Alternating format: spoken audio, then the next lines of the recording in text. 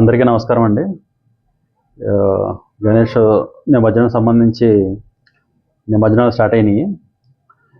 Last year మనం చక్కగా చేసుకున్నాం. ఎక్కడ కూడా ఎటువంటి ఇన్సిడెంట్లు జరగలేదు. ఈ సంవత్సరం కూడా ఎక్కడ కూడా ఎటువంటి ఇన్సిడెంట్లు జరగకుండా ఆల్ డిపార్ట్మెంట్స్తోని కోఆర్డినేట్ చేసుకొని ఏర్పాటు కూడా చేయడం జరుగుతుంది.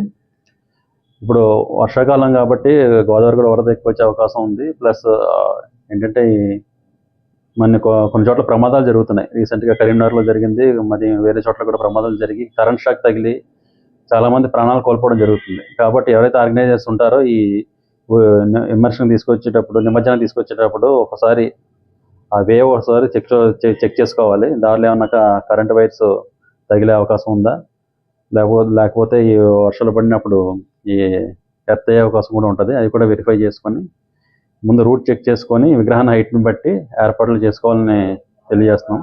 అదేవిధంగా ఈ నిమజ్జనానికి తీసుకొచ్చేటప్పుడు చిన్నపిల్లల్ని కూడా ఎవరిని కూడా తీసుకురావద్దు. ఎందుకంటే గోదావరి వరద ఎక్కువ వస్తుంది కాబట్టి చిన్నపిల్లలు ప్రమాదానికి గురయ్యే అవకాశం ఉంటుంది. అదేవిధంగా ఎవరు కూడా తాగి ఈ నిమజ్జనానికి రాకూడదు.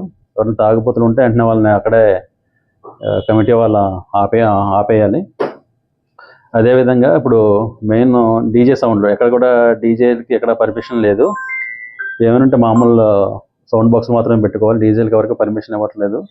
ఈ డీజే బాక్సుల వల్ల చాలా చోట్ల చాలామంది ఇబ్బంది పడుతున్నారు, కంప్లైంట్స్ కూడా వస్తున్నాయి. కాబట్టి ఈ సంవత్సరం ఎక్కడ డీజేలకి పర్మిషన్ ఇవ్వట్లేదు. అదేవిధంగా 6వ తారీఖున ఇక్కడ మనకి రాజోల్లో సుమారుగా 150 విగ్రహాలు నిమజ్జనానికి వస్తాయి.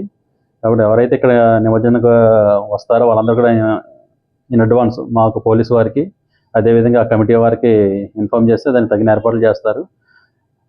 క్రెయిన్ అవన్నీ కూడా ఏర్పాట్లు చేస్తారు.